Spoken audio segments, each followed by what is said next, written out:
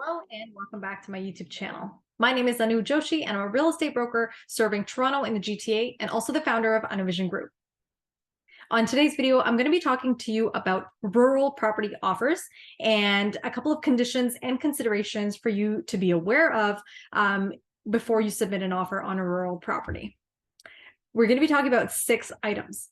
Number 1 is the home inspection. So I advise all of my clients, even if you're buying a 2-year-old subdivision house, to do a property inspection and to not waive this section. It is very important for a certified home inspector to be able to inspect the property inside and out, because in terms of a home, structurally, etc., there's a lot more than meets the eye. And it's always the best idea not to do like my dad will take a look at it kind of thing, but to get someone qualified and experienced, particularly in rural properties and older properties, to come and do a thorough in-person inspection of the home. You can make your offer conditional on a home inspection and receiving a satisfactory report from the home inspector.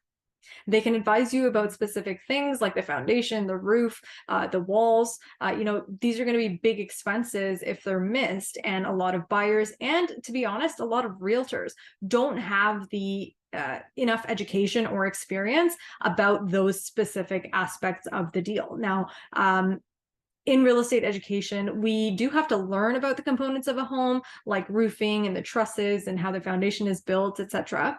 However, it's not something that comes up in our day-to-day work, which is, as a best practice, I always refer my clients to certified home inspectors so that they can call them out and take use of their expertise. They look at homes every day inside and out, and they know exactly what you should be looking for, and what is and isn't acceptable in terms of a satisfactory home inspection. Some of the things that they can advise you about specifically for rural homes, in addition to what I mentioned, the foundation, the roof, all of that applies to any house. But for rural homes specifically, they can advise you about septic tanks, sump pumps, and additional things that are specific to rural properties. That brings me to the next one, number 2, which is doing a septic tank inspection. Now, you can put in a clause for the inspection of the septic tank. The septic tank is basically a holding tank for the waste that is removed from the house, so from toilets and from sinks and stuff like that. That septic tank holds all of this waste for a certain period of time. Now, getting a septic inspection, a regular home inspector can actually not do a septic inspection. There are separate, specific septic tank inspectors that they know septic tanks inside and out. They know what they're looking for. They know the condition it should be in. The reason that this is so important is because when you're in a subdivision, or if you're in a city, you have the municipal sewer line that's connected to your house, and everything gets taken away from your house in that. Whereas if you're in a rural property that has a septic tank, you have the septic tank, which is literally a giant tank that is dug somewhere in the yard. And then you have a septic bed, which is like seeping tiles. And again, I don't know the details of it, but the septic bed is also in your yard somewhere.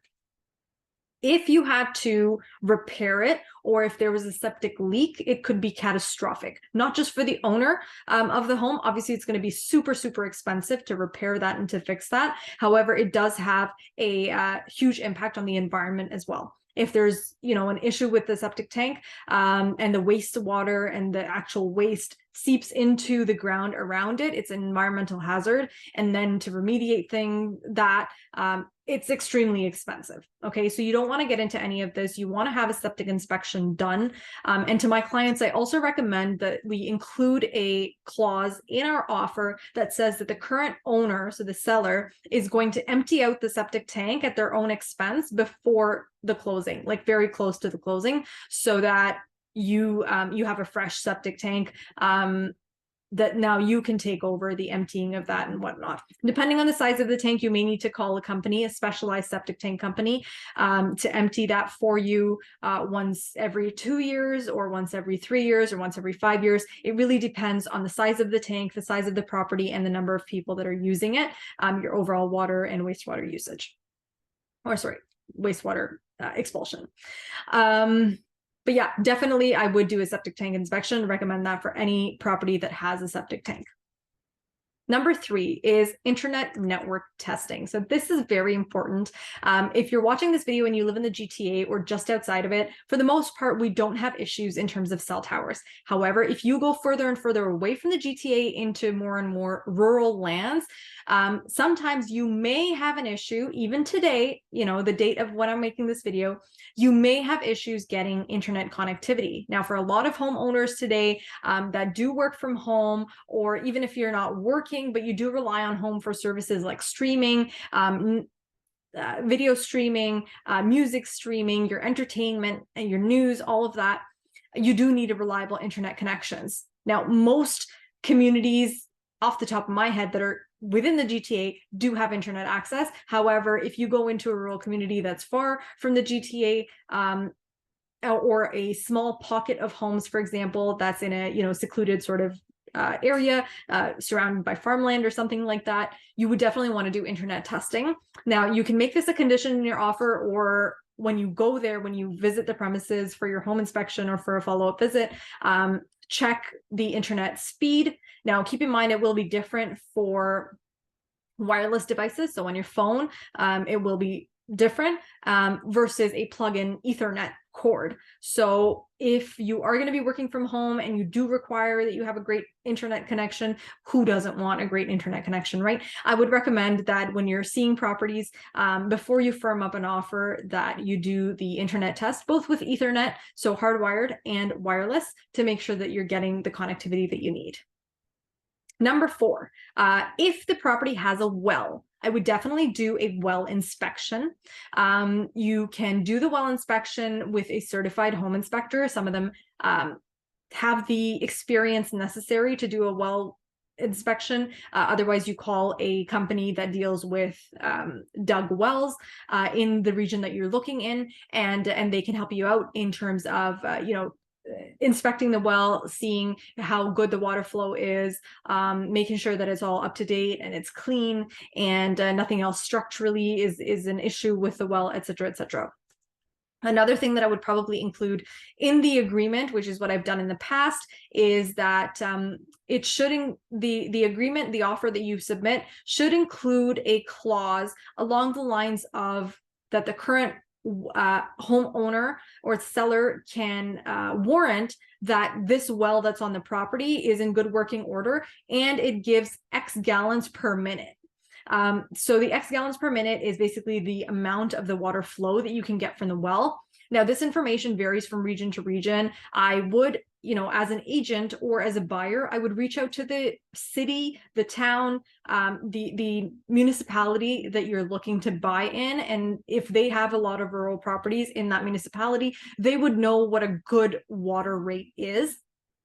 And based on that, I would put that into the agreement, and also have it tested either by my home inspector or from the well company, or have the homeowner test it and give you some documentation that shows you that. Number 5 is about the oil tank and the HVAC system and the heating system that's in the home. Now, rural property doesn't necessarily mean old, but it could. Right. And so when we're looking at rural properties, you have to be aware of the type of heating that's in the home. So it could be electric, it could be forced air, it could be using an oil tank. You do need to know what kind it is. Now, when you go for the home inspection, your home inspector will be able to tell you what kind of heating is used in the home, how the HVAC system is, and all of that information. In addition to that, I would also confirm if there's an oil tank or if there's a furnace or anything like that. I would also confirm the age of this equipment and ask your home inspector or a reliable HVAC company, what's the average age that these pieces of equipment conk off, right? If there's a furnace, to my knowledge, a furnace can last anywhere between 10 and 15 years if maintained properly and serviced regularly, right? Somebody might not service it at all, and it might conk off in 4 years, right? We don't know. But the average, I think, is about 10 to 15 years. Now, that being said, if you are buying a property and the home inspector is able to tell you that the furnace is already 12 years old, Not to say that that's a negative thing. If it's working, it's working. That's what a lot, I have a HVAC professional that I work with that I refer to my clients. And his view is, you know, if it's working, it's working. The day it stops, obviously you have to replace one, but if it's good, it'll stay good, right? Except there's no guarantee of how good it'll stay. So if the furnace you find or the home inspector finds is 12 years old, or if the oil tank is, you know, 20 years old, you do need to know and plan for these kind of expenses that may or may not come up in the next couple of years.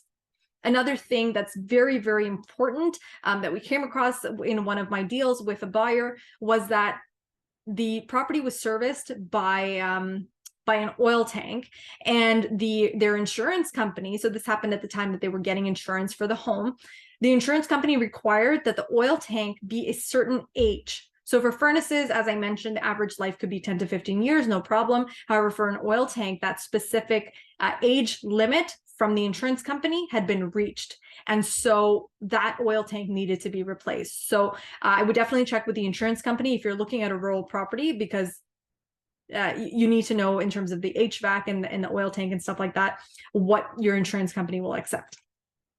Now that brings me to my sixth and last point, which ties in very well because it is exactly about insurance.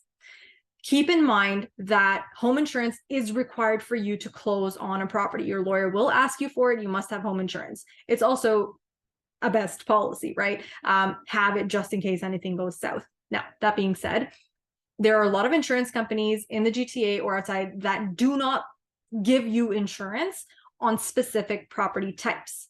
You are going to have to look for an insurance company, things like septic tanks. Not all insurance companies insure homes with septic tanks. Okay. Things like oil tanks. Not all insurance companies insure properties with oil tanks. Heritage homes and century homes.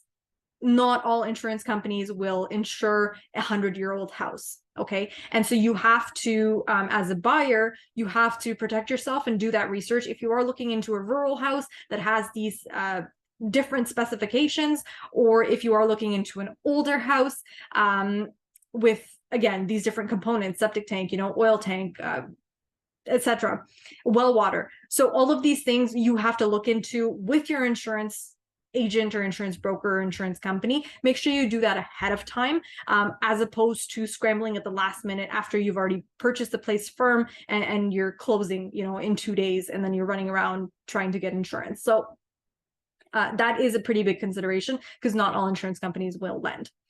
If you have any specific questions about buying rural property in Ontario, I'd be more than happy to help you, and also to connect you with my network of professionals that assist.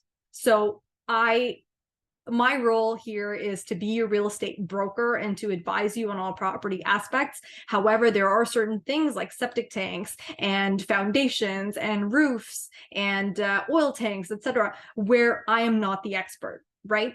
But I do have a vast network of professionals that can help all of my clients. And I am a big believer in, if that's not your expertise, don't do it. Okay, so I will do the real estate portion, but I will refer you as my clients to my network that can help you in the other aspects of that deal, because rural property purchases are slightly different from the average subdivisional household. I hope that this video was helpful for you. If you have any other ideas of you know, the considerations for rural properties, please leave them in the comment box below. I'd love to hear from you. And if you have any questions, definitely let me know. If you made it to the end of this video, thank you so much for watching. Please give it a thumbs up if you thought it was helpful. And also make sure that you subscribe to my channel because I post new and informative videos every single week. The last video that I uploaded is right here. And my subscription button is right here. So I hope you subscribe, and I'll see you guys on the next one.